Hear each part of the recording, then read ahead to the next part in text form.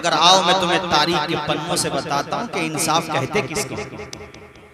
कहने में और करने में इंसाफ चेहरे देखकर, जात देखकर, धर्म देखकर, बिरादरी देखकर नहीं होता। इंसाफ तो इंसाफ होता है चाहे सामने कोई भी हो। अगर इंसाफ करना है तो सुनो, देखो मैं आपको बताता हूँ। हजरत उमर फारूक आजम अमीरुल मुमिनीन है, उनका और हजरत उबय बिन काब का आपस में कोई मैटर हो गया, आपस में मतभेद हो गया, इख्तिलाफ हो गया। उबय बिन काब और हजरत उमर फारूक आजम दोनों में इख्तिलाफ हुआ। दोनों काजी के पास पहुंचे। काजी कौन? हजरत जैद। हजरत जैद के पास पहुंचे। हजरत जैद ने देखा कि प्रेसिडेंट आ रहे हैं, अमीरुल मुमिनीन आ रहे हैं, तो वो अपने बिस्तर से, अपनी कुर्सी से कह लो खड़े हो गए। उमर ने कहा ये तुम जुल्म कर रहे हो, इंसाफ करना अगर चाहते हो तो हमें देख करके खड़े क्यों हो रहे हो? इस वक्त हम बहैसियत फरीक आ रहे हैं, बहैसियत अमीरुल मुमिनीन नहीं आ रहे। आज की दुनिया तो तसव्वुर भी नहीं कर सकती। दुनिया वालों देखो, इसको इंसाफ कहते हैं। आपने कहा बैठो अपनी जगह पर, हजरत ज़ैद बैठ गए। मामला ये था कि हजरत उमर फारूक आजम किसी मैटर को लेकर के मुनकिर थे कि ये ऐसा नहीं है। हजरत उबय बिन काब कहते थे ये ऐसा है, यानी कोई चीज थी वो कहते थे ये मेरी है, उसमें इख्तिलाफ हुआ। हजरत उमर कहते थे नहीं आपकी नहीं है। इस तरह का कोई मैटर था। तो अब शरीयत कहती है कि कोई अगर किसी बात का दावेदार है तो वो 2 गवाह पेश करे। आप कहते हो ये कुर्सी मेरी है तो 2 गवाह पेश करे। मैं कहता हूं नहीं है तो मेरे ऊपर कसम लेना जरूरी है। जो काजी होगा वो 2 गवाह पूछेगा, अगर उसने गवाह दे दिए तो उसको दे दिया जाएगा कि भाई ये तुम्हारा है। और अगर वो गवाह पेश नहीं कर सका तो वो सामने वाला जो इनकार कर रहा था वो कसम लेगा, यानी हल्फ उठाएगा। तो यहाँ पर हजरत जैद ने कहा कि लाओ उबय बिन काब, तुम दावेदार हो, मुद्दई हो, लाओ गवाह पेश करो। वो गवाह पेश नहीं कर सके। जब गवाह पेश नहीं कर सके तो हजरत उमर फारूक आजम ने कहा कि जज साहब अगर आप कहें काजी साहब तो मैं अब कसम ले लूं, क्योंकि ये गवाह पेश नहीं कर सके तो मेरी बात सही होगी, मैं कसम ले लेता हूं। तो काजी साहब ने, हजरत जैद ने ये सोच करके, ये अमीरुल मुमिनीन है, ऐ लोगों मैं उनकी बात कर रहा हूं जो आदि दुनिया पे हुक्मरानी करते थे, जिनका नाम सुनकर कैसर और किसरा के माथे पे पसीना आ जाता था, जिनके नाम की हैबत का आलम यह है कि आज भी अगर ले दिया जाए तो शैतान उस रास्ते से नहीं आ सकता। अल्लाह रे ये शान, ये शौकत उमर की है, बातिल लरज रहा है, ये हैबत उमर की है। मैं उस उमर की बात कर रहा हूं कि शराबी अगर देख लेते कि उमर आ रहे हैं तो शराबे छुपाने लगते थे। अल्लाह अकबर। जो टूटी चटाई पर बैठ करके आदि दुनिया पे हुक्मरानी करता था वो उमर। हजरत उमर को जब कसम लेने का नंबर आया तो हजरत जैद को ऐसा लगा कि यार ये इनके शायाने शान नहीं है। जब वो गवाह पेश नहीं कर सके तो मामला खत्म कर देना चाहिए। काजी साहब ने कहा ऐ अमीरुल मुमिनीन आपको कसम लेने की जरूरत नहीं है, बात आपकी सच्ची है। उमर ने कहा तुमने दूसरा जुल्म कर दिया, पहले मैं आया तो खड़े हो गए थे, अब मैं कसम ले रहा हूं तो मना कर रहे हो। अरे काजी के दरबार में अगर कोई मामला आ जाए तो फिर अमीरो गरीब मत देखो, फिर वोटर और नेता मत देखो, फिर छोटा और बड़ा मत देखो, फिर ये मत देखो कि ये उबय बिन काब है, ये उमर है। नहीं नहीं, अगर जो मुद्दई होता है वो गवाह पेश नहीं कर सके तो सामने वाले को कसम लेना जरूरी है। ये रूल है, ये शरीयत का ज़ाब्ता है। इसलिए जैद मुझे कसम लेने दो। अल्लाह अकबर। और फिर इस तरीके से मामला खत्म हुआ। मैं बताना ये चाहता हूँ दुनिया वालों को, अरे तुम इंसाफ क्या करोगे? तुम तो चेहरे देख करके लोगों के मकानात को तोड़ देते हो। तुम इंसाफ क्या करोगे? तुम्हारे दिल में जर्रा बराबर दया नाम की कोई चीज नहीं। आओ मैं दूसरी दास्तान सुनाता हूँ। एक मैंने हजरत उमर की दास्तान सुनाई, एक दास्तान मुझे और याद आती है। हजरत उमर के दौर में गस्सान एक जगह का नाम, एक पूरा इलाका था, वहां का बादशाह हजरत उमर के दौर में अपने चंद साथियों के साथ मुसलमान हो गया, दाखिले इस्लाम हो गया। हजरत उमर ने बड़ा रिस्पेक्ट दिया, बड़ी इज्जत दी, कहा ठीक है तुम यहीं पे रहो। उसी दरमियान हज का टाइम शुरू हुआ। हज करने के लिए हजरत उमर के साथ वो अपने साथियों को लेकर के मक्का पहुंचा। खाने काबा का वो तवाफ कर रहा था। उसका नाम था जबला इब्ने अहम। बहुत बड़ा आदमी था, बहुत बड़ी पर्सनालिटी था साथियों, मगर इस्लाम के दामन में छोटा या बड़ा नहीं देखा जाता, अमीर या गरीब नहीं देखा जाता, जात बिरादरी नहीं देखी जाती, रंग नहीं देखा जाता, ढंग नहीं देखा जाता। अरे दुनिया वालों, तुम क्या बराबरी करोगे? बराबरी देखनी हो तो मस्जिद में जाकर के देखो कि अगर एक रक्षा चलाने वाला अगर पहले चला गया है तो उसे जगह इमाम के पीछे मिल रही है, और अगर कोई अरबपति भी है बाद में आया है तो जगह बाद में मिल रही है, अगर वो गरीब है तो जगह आगे पा रहा है। और देखो दुनिया वालों, जब सजदे का आलम होता है, सारे लोग सजदे में होते हैं, तो जहां मजदूर का पांव रखा हुआ होता है वहां मंत्री जी का सर रखा हुआ होता है। एक ही सफ में खड़े हो गए महमूद व अयाज, न कोई बंदा रहा न कोई बंदा न। हमारे यहां ऐसा नहीं है कि ये फुला बिरादरी का है, ये फुला रंग का है, ये गरीब है, इसका बाप मजदूरी करता है, इसका बाप कमजोर है तो ये नमाज नहीं पढ़ा सकता। नहीं, कुरान तो ये कहता इन्ना अक्रमकुम इंदल्लाहि अत्काकुम, तुम कुछ भी हो, तुम्हारा दर्जा अल्लाह के नजदीक तब बड़ा होगा जब तुम परहेजगार होगे।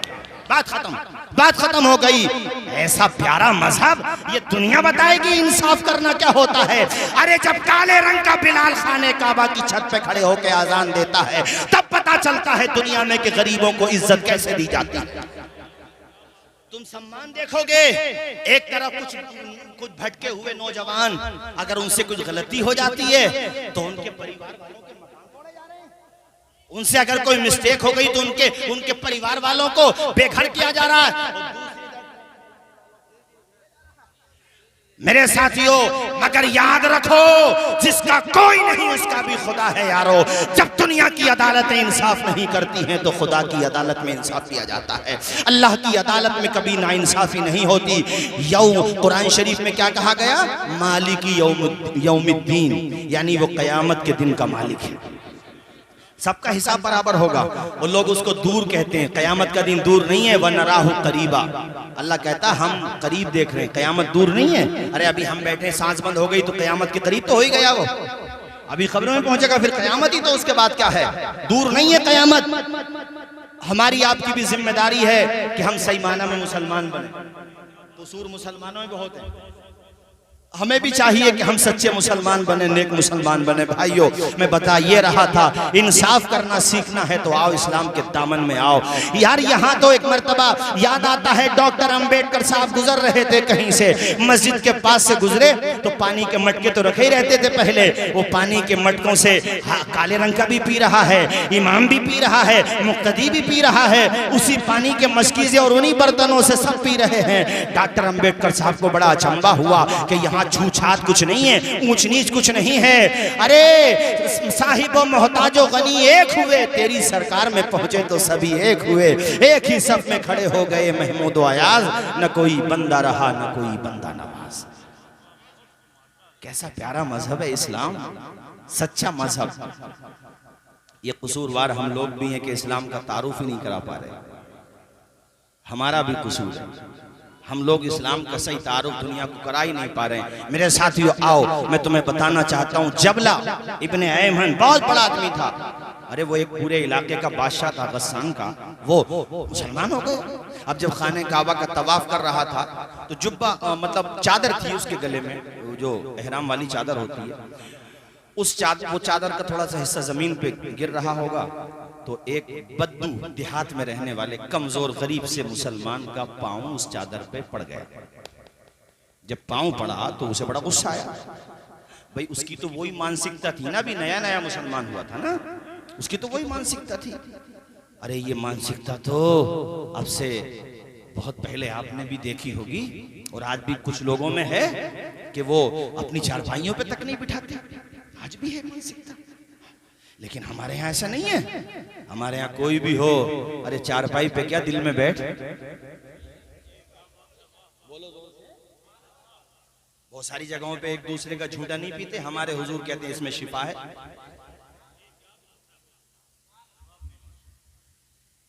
कैसा प्यारा मजहब है इस्लाम, अल्लाह अकबर। आए है तो उसने कहा कि उस बद्दू देहाती से जबला ने कहा कि तुमने मेरी चादर गिरा दी। उसने कहा भाई साहब धोखे से गिर गई, मैंने जानबूझ के नहीं। इसने उलझन में आके, गुस्से में आके उस गरीब आदमी के इतनी जोर से थप्पड़ मारा कि वो रोने लगा, आबदीदा हो गया। कमजोर आदमी को तो कोई भी मार देता है, मार दिया थप्पड़ उसने, मगर ये उम्र का दौर था, जरा बोलो जोर से सुभान अल्लाह। ये मोहम्मद अरबी के गुलाम का दौर है, ये उमर इब्ने खत्ताब का दौर है। होता ना इंसाफ की तमन्ना होती है कि इंसाफ मिलेगा मुझे। अब तो गरीब आदमी, बात गरीब आदमी तो जाते हुए डरता है, शिकायत करते हो कहीं उल्टा केस ना पड़ जाए हम पे। और ये जो उल्टे केस डालने वाले होते हैं ना, इनको भी सोचना चाहिए, अबे मौत तुम्हें भी आएगी, बचोगे, मौत से कोई नहीं बचेगा, एक दिन सबको मरना है। फिरौन भी यही समझता था कि नहीं मरूंगा मैं, मगर मर गया ना। और उसकी लाश अल्लाह ताला ने इसलिए बचा कर रखी है ताकि दुनिया के दूसरे फिरौन जो बनना चाह रहे हो वो लाश को देख करके सबक हासिल कर ले।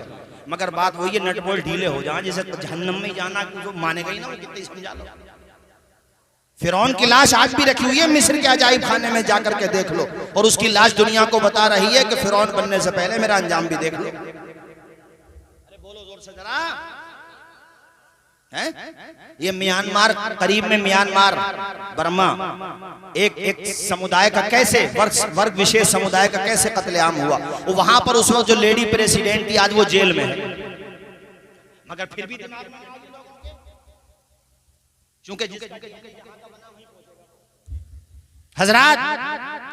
हजरत उमर इब्ने खत्ताब की बारगाह में वो गरीब आदमी पहुंच गया शिकायत लेकर। हजरत उमर ने कहा, अच्छा तेरे पास कोई गवाह है? कहीं हुजूर आप बुला के पूछ लीजिए। जबला को बुलाया और कहा कि जबला तुमने एक गरीब इंसान को मारा है? कहा साहब मारा तो है। उसने ये सोचा कि ये मेरा लिहाज कर लेंगे कि मारा तो है, मारा तो है। तो कहा अब तूने अपना जुर्म कबूल कर लिया, अब तूने अपना जुर्म कबूल कर लिया, अब तुझे सजा मिलेगी। अगर तूने मारा है तो पिटेगा तू भी। उसने अपनी बड़ी बेइज्जती बर्दाश्त की, उसने बड़ी बेइज्जती महसूस की कि एक गरीब जिसको उसके समाज में करीब बिठाने तक का रिवाज नहीं था, उससे थप्पड़ खाया जाएगा, मुझे सजा दी जाएगी। एक गरीब इंसान, एक वंचित समाज से, एक कमजोर दबा कुचला, उसके हक के लिए अमीरुल मोमिनीन मुझसे बदला लेने के लिए कह रहे हैं। उसे अपनी बड़ी इंसल्ट सी महसूस हुई और उसने हजरत उमर से कहा, मुझे एक दिन की मोहलत दे दो, मैं इस बारे में गौर विचार करना चाहता हूं। हजरत उमर ने उससे पूछा जो गरीब इंसान खड़ा था, अगर तू कहेगा तो मोहलत दी जाएगी, वरना अभी बदला दिया जाएगा।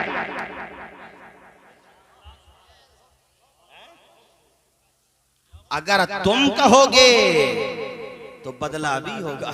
इसको कहते हैं इंसाफ, इसको इंसाफ कहते हैं। आज तो आलम यह है कि बने हैं अहले हवस, मुद्दई भी मुंसिफ भी, किसे वकील करें किससे मुंसिफी चाहें। हैं? मगर अच्छे जजिस भी हैं आज भी जो अपने कलम से इंसाफ करते हैं। हर विभाग में हर तरह के लोग होते हैं। हजरत उमर ने जब ये बात कही तो बद्दू बेचारा देहात का जो रहने वाला गरीब कमजोर इंसान था, उसने कहा ठीक है मैं एक दिन की मोहलत दे देता हूँ। उसने जो मोहलत पाई तो रात में वो छोड़ के चला गया, पूरा इलाका ही छोड़ गया, वो उधर ही चला गया जहां से आया था। लेकिन हजरत उमर के इंसाफ से बच नहीं पाया। देखो ऐसा नहीं है कि उसका लिहाज कर लिया, नहीं, अरे यही तो इस्लाम है। एक नाम निहाद मुस्लिम था, ओरिजिनल नहीं था, नाम निहाद। मुनाफिक भी तो थे ना कुछ। मुसलमान एक यहूदी से खेत पे झगड़ा हो गया आपस में, हुजूर के पास आए दोनों, यहूदी भी और का ऐसे बात है। उस मामले में यहूदी की बात सच्ची थी। ये बात मैं दुनिया को इसलिए बताना चाहता हूं ताकि वो इंसाफ करना सीखे। याद रखो कुफ्र की हुकूमत चल सकती है ज्यादा दिनों तक, ना इंसाफी की नहीं चल सकती। ये बात दिल बैठा लो। वो जिसने संसार बनाया वही परिस्थिति बना देता है, वही हालात पैदा करता है। अबे 800 साल में हमारा तो दिमाग खराब नहीं हुआ यार, 800 साल में हमारा तो दिमाग खराब नहीं हुआ।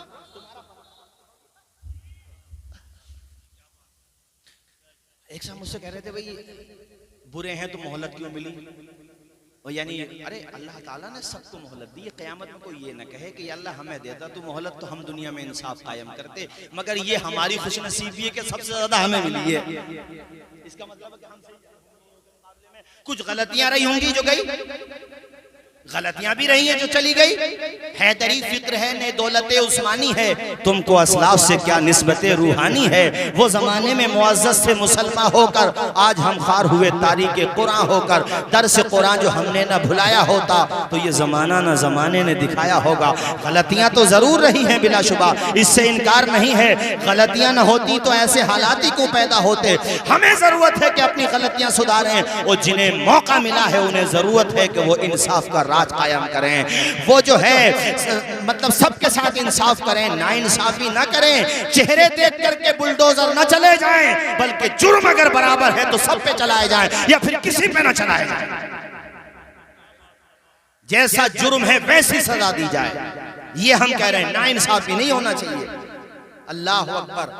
तो हुजूर की बारगाह में वो मुसलमान भी, तवज्जो फरमाइए मेरी तरफ देखिए, वो मुसलमान भी और यहूदी भी के ऐसे ऐसे बात हो गई, हमारा इख्तिलाफ है। हुजूर ने दोनों का पक्ष सुना, दोनों की बातें सुनी। तो हुजूर ने मेरे आका से बड़ा मुंसिफ कौन होगा। आए हाय, जर्रा बराबर जर्रे के भी करोड़ों हिस्से किए जाएं तो उसके एक हिस्से के बराबर भी नाइंसाफी का शक व शुबा भी नहीं किया जा सकता उस बार। तो हुजूर ने यहूदी के हक में फैसला दे दिया कि बात यहूदी की सही है इस मैटर में। तो उस मुसलमान को, वो चूंकि अंदर से मुनाफिक था, उसे बड़ी फील हुई। वो बाहर निकल के आया और उस यहूदी से कहने लगा, भाई मैं मुतमईन नहीं हूं अभी। तो वो यहूदी कहता, तो कलमा पढ़ के भी मुतमईन नहीं है। आए हाय, वो जिम्मी था, वो यहूदी जिम्मी था। लगा तू कलमा पढ़ के भी मुतमईन नहीं। वो हजरत उमर के पास चल रहे हैं। उसके दिमाग में ये था कि उमर जो है दीन के मामले में सख्त हैं। वो जब देखेंगे मुस्लिम नॉन मुस्लिम का मैटर है तो मेरे हक में फैसला कर देंगे। उसे क्या पता था उमर भी वही करेंगे जो रहमतुल लिल आलमीन ने किया है। तो यहूदी ने कहा ठीक है, अगर तू वहां चलता तो वहां चल। दोनों पहुंच गए वहां, हजरत उमर ने बैठा लिया। हाय हाय, हजरत उमर ने जब दोनों का पक्ष यानी दोनों की बातें सुनना शुरू की तो वो यहूदी कहता है, साहब बात सुनने से पहले एक चीज अर्ज करना चाहते हैं, वो ये है कि ये मामला हल हो चुका है। हजरत उमर ने कहा क्या मतलब? तो कसा मतलब ये है कि ये मामला आपके नबी ने मेरे हक में कर दिया है और मेरे हक में फैसला हो चुका है। तो हजरत उमर का तो जलाल क्या था, गज़ब में आ गए और उससे कहा जो मुनाफिक था जाहिर में कलमा पढ़ता था, क्या ये सही कह रहा है? उसने कहा साहब सही कह रहा है मगर मैं मुतमईन नहीं हूं। का तुझे मुतमईन मैं कर देता हूं, तू यहीं बैठ, तुझे मुतमईन मैं कर देता हूं। अंदर गए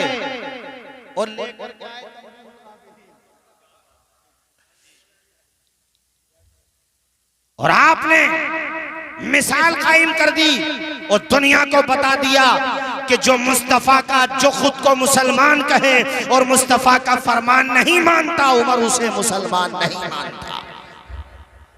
कान तमाम कर दिया उसका। और देखो यहूदी के हक में फैसला दिया, चूंकि उस मैटर में यहूदी की बात सही थी। ये मैं इसलिए बता रहा हूं दुनिया वालों, तुम्हें पता चले कि इंसाफ रिलीजन देखकर, इंसाफ जाति देखकर, बिरादरी देखकर, धर्म देखकर नहीं होता है, इंसाफ मैटर को देख करके होता है। अगर इसी तरीके से मामला चलता रहा तो याद रखो दुनिया में अमन बाकी नहीं रहेगा। ना इंसाफियों की कोख से फिर हिंसा जन्म लेती है। जब ना इंसाफी होती है तो सामने वाला ना उम्मीद होकर के गलत कदम भी उठा सकता है। एक बात मुझे और याद आई, हजरत मौला अली शेर खुदा कहीं से तशरीफ ला रहे थे। आपकी नजर पड़ी एक यहूदी पर, वो भी यहूदी था, जिम्मी यहूदी था वो भी। आपने उसके हाथ में जब जीरा देखी है, वो पहने हुए होगा जीरा, आपने पहचान ली कि ये जीरा तो मेरी है। हजरत अली शेर खुदा मौला अली ने फरमाया कि ये जीरा मेरी है, ये जीरा मेरी है। तो हजरत अली से वो यहूदी कहता नहीं जीरा मेरी है। अब फैसला कैसे हो? मामला कोर्ट में पहुंचा। ये कौन सा कोर्ट है? इस्लामी कोर्ट है ये।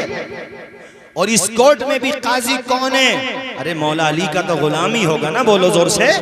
आप अमीरुल मुमिनीन है, प्रेसिडेंट हैं आप। आज तो किसी मंत्री के खिलाफ आप केस नहीं कर सकते मियां, मुख्यमंत्री और प्रधानमंत्री तो छोड़ो, मैं प्रधानमंत्री की बात कर रहा हूं, और वो भी ऐसा प्रधानमंत्री जो आधी दुनिया पे तने तनहा हुकूमत किया करता था। वो ऐसा प्रधानमंत्री, अल्लाह अकबर, बल्कि आधी दुनिया से ज्यादा रकबा बढ़ गया था। तो हजरत मौला अली के जमाने में मौला अली शेर खुदा ने मामला जब कोर्ट में पहुंचा, काजी शुरै ने पूछा कि मौला अली आपका दावा है कि ये ज़िरा आपकी है, आप मुद्दई हैं, यहूदी मुनकिर है, यानी यहूदी कहता कि आपकी नहीं है, आप कहते हैं कि आपकी है, तो आप गवाह पेश कीजिए। ज़ाब्ता वही है ना, गवाह पेश करेगा जो मुद्दई होगा। तो आपने दो गवाह पेश किए, एक अपना बेटा हसन, अरे जिसके गवाह हसन हो जरा सोचिए, और एक आपके गुलाम कंबर, उनका नाम हजरत कंबर, मगर काजी था। उसने कहा आप सबकी अजमतें सर आंखों पर, मैं आपके कदम की धूल के बराबर नहीं, मगर कोर्ट कानून से चलेगा। दो गवाह चाहिए थे। आपके बेटे की गवाही आपके हक में मोतबर इसलिए नहीं होगी कि बाप बेटों का मामला है। काजी भी जानता था सच हजरत मौला अली की बात है, मगर शरीयत का ज़ाब्ता है, अदालत का ज़ाब्ता है। उधर यहूदी ये सारा मामला देख रहा था कि कोर्ट इनका, काजी इनका, गवाह इनके, मगर फैसला मेरे हक में हो रहा है। अल्लाह अकबर। काजी का जब ये फैसला सुना तो मियां कदम चूम के वो यहूदी कहने लगा, मैंने तुम्हारे नबी को नहीं देखा, मगर अली तुम्हें देख रहा हूं, हाथ बढ़ा दीजिए, कलमा पढ़ाकर मुसलमान बना। माहौल तुम्हारा, हुकूमत तुम्हारी, अदालत तुम्हारी, काजी तुम्हारा, गवाह तुम्हारे, और फैसला मेरे हक में हो रहा है, इसलिए कि एक गवाह है। हालांकि दो गवाह हैं, मगर काजी साहब ने कहा नहीं, एक गवाह है, एक गवाह और होना चाहिए बेटे के अलावा, चूंकि वो तो बेटा है, बेटे के अलावा एक गवाह लाओ। और उसका असर ये हुआ कि देखो वो यहूदी भी दामने इस्लाम से वाबस्ता हो गया। अरे दुनिया वालों, तुम हमें बताते हो इंसाफ कैसे होता है, हमने तो दुनिया को बताया है इंसाफ ऐसे होता है, तुम हमें समझाओगे इंसाफ कैसे होता है। ठीक है, संसार के रचयिता ने तुम्हें मोहलत दी है, रूल करने की तुम्हें ताकत दी है आज, तो इसकी अहमियत समझो, इसके साथ खिलवाड़ ना करो, दुनिया में अमन कायम करो, इंसाफ कायम करो। तुम इंसाफ नहीं करोगे तो याद रखो अल्लाह ताला वो सबका मालिक है, वो गोरों का भी मालिक है, वो कालों का भी मालिक है, वो गरीबों का भी मालिक है, वो अमीरों का भी मालिक है, वो बेज़बानों का भी मालिक है। तुमने नहीं सुना होगा दुनिया वालों, मगर मैं तुम्हें बताता हूँ, इंसानों के साथ तो जुल्म करना बहुत बड़ा जुल्म है ही, मगर अल्लाह को तो ये भी पसंद नहीं कि बेज़बानों के साथ जुल्म किया जाए।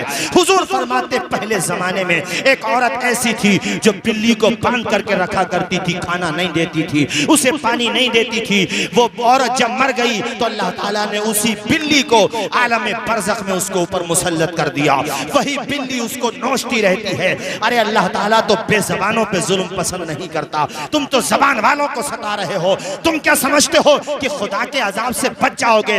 अरे दुनिया में अगर बच भी जाओगे तो आखिरत में नहीं बच पाओगे।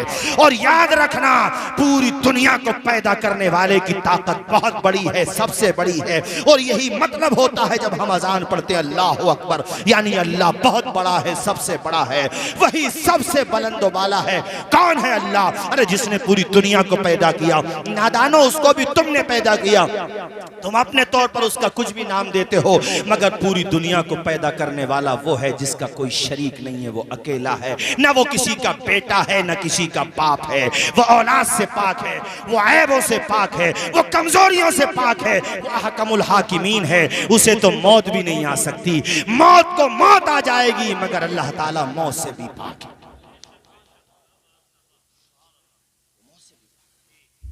और ये जो कमजोरों की बद्दुआएं होती है ना, आहें, दुनिया ये सोचती है कि ये ऐसी हवाओं में बिखर गई, नहीं, हवाओं में नहीं बिखरती है, याद रखना, हवाओं में नहीं बिखरती है। कमजोरों की बद्दुआएं, आहें, बेवाओं की आहें। और हाँ, आखिर में जाते जाते अभी जो मैटर चला, मेरे हुजूर की शादियों को लेकर के चला, हुजूर की बीवियों को लेकर के चला। माज़अल्लाह ऐसी ऐसी बातें कही गई कि कोई सभ्य समाज का कोई सही इंसान ऐसी बातें अपनी ज़बान से कह नहीं सकता। हजरत आयशा की उम्र पे लोग बात करते हैं। अरे नादानो, हम हजरत आयशा के हवाले से जब तुम्हें बताते हैं तो तुम्हें यह भी पता होना चाहिए कि सीता जी की उम्र कितनी थी, कभी उस पर भी बात करो। मगर हम नहीं करेंगे, तुम छेड़ते हो इसलिए हमने तस्करा कर दिया। पहले जमाने में क्या रीति रिवाज थे उस पर बात करते हो? अरे पहले जमाने में क्या दस्तूर था उस पे बात करते हो? कभी दुनिया को ये भी तो बताओ कि 25 साल के नौजवान ने 40 साल की विधवा हजरत खदीजतुल कुबरा को सीने से लगाया था। क्यों नहीं बताते कि 2 जगह से विधवा हो चुकी हजरत खदीजा, जिनका लक़ब ताहिरा था, जो अपने कबीले में सबसे पाकबाज नहीं, दूरो पाकबाज थी, कबीले ही में नहीं पूरे जज़ीरतुल अरब में जिनका जवाब नहीं था पूरी दुनिया में। और 2 मरतबा आप विधवा हो चुकी थी। पैगंबर इस्लाम के वहां रिश्तों की कमी नहीं थी, लाइन लगी हुई थी, रिश्तों का अंबार लगा हुआ था। मक्का का हर कबीला, अरब का हर कबीला चाहता था कि बनु हाशिम में खिलने वाला ये गुलाब हमारा दामाद बन जाए। हर कोई चाहता था कि अब्दुल्ला का लख्ते जिगर, आमना का नूरे नजर, मोहम्मद अरबी हमारा दामाद बन जाए। रिश्तों की लाइन लगी हुई थी। लोगों, इतने इतने कीमती रिश्ते, बड़े बड़े अहम रिश्ते, मगर मेरे आका ने अगर शादी की तो 2 मरतबा की विधवा हजरत खदीजतुल कुबरा से शादी की और दुनिया को बताया कि अगर किसी की धी बेटी विधवा हो जाए, उसका शौहर यानी अगर किसी की धी बेटी विधवा हो जाए, कहीं शादी हो चुकी हो, उसके बाद वो विधवा हो गई, तो उसको तुम जलील या कम मत समझना। देखो कायनात की सबसे अजीम हस्ती ने विधवा से शादी करके कैसा सम्मान दिया है। सुभान दुनिया को बताया। और जब तक हजरत खदीजा बक़ैद हयात रही, हुजूर ने दूसरी शादी नहीं की। हजरत खदीजा के शादी रही कि साहब कई शादियां की हुजूर ने। मैं आपसे पूछता हूं, बल्कि मैं दुनिया से पूछता हूं, चैनल भी लगे हुए, दुनिया से पूछना चाहता हूं कि किसी मुआशरे में औरतों की तादाद ज्यादा हो, मर्दों की तादाद कम हो, तो बाकी औरतें जो शादी से रह जाती हैं, उन औरतों को इज्जत के साथ जिंदगी गुजारने का तरीका तुम्हारे पास क्या है वो बता दो। ऐसी उनको रहने दिया जाए, ये इज्जत है? या जो तरीका मेरे आका ने बताया वो तरीका अपना लिया जाए, वो इज्जत है? बताओ मुसलमानों। और सिर्फ मुसलमानों से नहीं पूछता मैं दूसरे कम्युनिटी के लोगों से भी पूछता हूं कि मेरे आका ने जो तरीका बताया है दुनिया वालों, वो सिर्फ मुसलमानों के लिए नहीं है बल्कि तमाम इंसानों के लिए है। इसलिए कि हुजूर सिर्फ मुसलमानों के लिए नहीं भेजे गए हैं, पूरे संसार के लिए। रहमतुल लिल आलमीन, क्या तर्जुमा है इसका? आलमीन के लिए रहमत। सिर्फ मुसलमान का लफ्ज है उसमें? रहमतुल लिल मुस्लिमीन है या आलमीन है? आलमीन, हुजूर सबके लिए रहमत है। इसलिए सबको चाहिए कि वो हुजूर की जिंदगी पढ़े। हुजूर ने सिवाय हजरत आयशा सिद्दीक़ा के जितनी भी अज़वाज थी, जितनी भी बीवियां थी हुजूर की, सब विधवा थी। सबको सहारा दिया मेरे आका ने। अरे नादानो, हमारे हुजूर की जीवनी पढ़ो यार, पढ़ो हुजूर की जीवनी। मैं दुनिया से कहता हूं, जो आजकल एक खास किस्म का थोड़ा सा हिस्सा है ऐसा मीडिया का, थोड़ा सा नहीं बल्कि अच्छा खासा है, उससे मत समझो। और हमारे भी जो टोपी लगा के मौलाना टाइप के लोग डिबेट में आते हैं ना, इन बेवकूफों से भी मत समझो। ये मौलाना के नाम पे कलंक है। मैं दावे के साथ कहता हूं इनमें से कोई भी ऐसा नहीं है जिसके पास डिग्री हो आलमियत की, यकीन के साथ कहता हूं। जैसे दाढ़ी वाले आतंकवादी नहीं होते, बल्कि आतंकवादी दाढ़ी रख करके दाढ़ी को बदनाम करते हैं, ऐसे डिबेट में जाने वाले, बेहुदा डिबेट की बात कर रहा हूं मैं, उसमें जाने वाले आलिम नहीं होते, बल्कि आलिम का लफ्ज लिखवाने के बाद आलिमों की बदनामी कराते हैं। बात समझ आ रही है आपको? वरना कोई समझदार आदमी गाली सुनने क्यों जाएगा वही वहां? अरे बोलो। और ये प्री प्लान होते, मेरे पास भी बहुत फोन आते हैं इस तरह के चैनल्स पे, लेकिन मुझे पता कि बस आपको शोर मचाना, आइए शोर मचाने के लिए आइए, इसलिए मुझे पता है कि पूरी साजिश के तहत होता है। और जो बेज़मीन इंसान जाकर के वहां अपनी कौम की बदनामी कराता है, सही से जवाब भी नहीं दे पाता, ऐसे इंसान का भी बाइकाट होना जरूरी है, ऐसे चेहरों को भी पहचानना जरूरी है। हम नहीं कहते किसी मजहब के बारे में नेगेटिव कमेंट करो, अरे हमारा जो मजहब है उसका तो हम प्रचार करेंगे ना, बोलिए जोर से, करेंगे कि नहीं करेंगे? और याद रखिए, एक बात और बता दूं मैं तेजी के साथ आखिर में जाते हुए, इस्लाम का मामला ऐसा है और मेरे आका का कि मेरे आका की अजमत को दुनिया जितना दबाने की कोशिश करेगी ना, हुजूर की अजमत उतना ही लोगों के सीनों में उतरती चली जाएगी। कोई खत्म नहीं कर सकता, कोई नहीं मिटा सकता। अल्लाह ताला न जाने कहां कहां से हुजूर के जिससे उम्मीद नहीं होती, जिससे उम्मीद नहीं थी, जिससे उम्मीद भी नहीं होती, अल्लाह जिससे चाहे अपने महबूब के नामूस का काम ले लेता है। अल्लाह मुहाफिज है अपने महबूब के नामूस का। और याद रखना मेरे साथियों, हमारी आपकी सबकी जिम्मेदारी है कि हम इस्लाम पर सही माना में अमल करें। ये हमारी भी जिम्मेदारी है। ये नहीं है कि हमारे वहां पर भी मैं देख रहा हूं कि नौजवानों में, अल्लाह पाक माफ फरमाए, लेकिन शिकायतें हैं ऐसी भी कि बाज नौजवान माज अल्लाह नशा भी करने लगे हैं। हाँ, नशा भी करने लगे हैं, बुरी सोसाइटी में बैठे और फिर उन्हीं जैसे हो गए। इसलिए देखो, अच्छों के पास बैठो, अपने उलमा के पास बैठो, इमामों के पास बैठो, अपने दादी दादा के पास बैठो, अपने वालिदैन के पास बैठो। आजकल तो बच्चों के पास टाइम नहीं कि अपने माँ बाप के पास बैठ जाएं। माँ बाप के पास बैठने का टाइम नहीं है, औरों के पास बैठने का टाइम है। हाँ, या मोबाइल बहुत ज्यादा इस्तेमाल करने का टाइम है बच्चों के पास। जबकि वकील साहब, ये एक तरह की साइकोलॉजिकल बीमारी है मोबाइल। आ जाइए।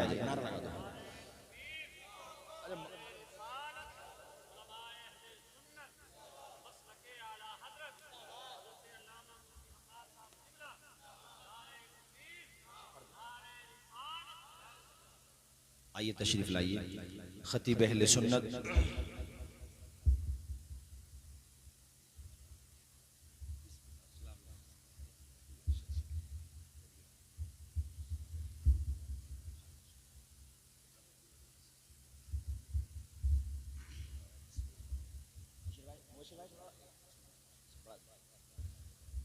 खतीब अहले सुन्नत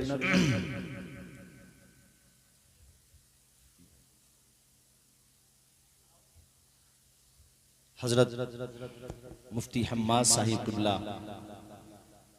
इन्हीं का इंतजार था। और माशाअल्लाह बड़ा दिल खुश होता है कि पूरे भारत में माशाअल्लाह, हाँ माशाअल्लाह, इनके वालिद उस्ताजुल कुर्रा हजरत कारी हामिद अली साहब,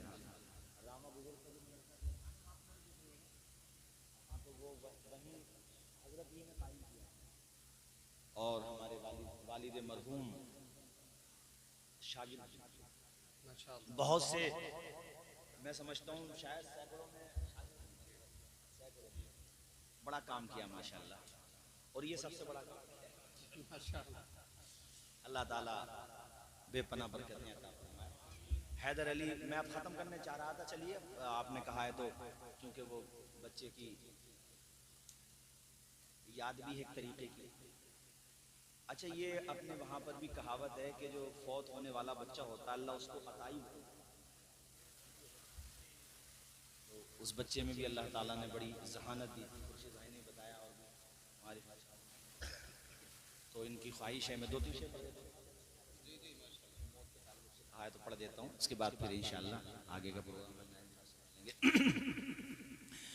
हश्र में फिर मिलेंगे मेरे दोस्तों, हश्र में फिर मिलेंगे मेरे दोस्तों।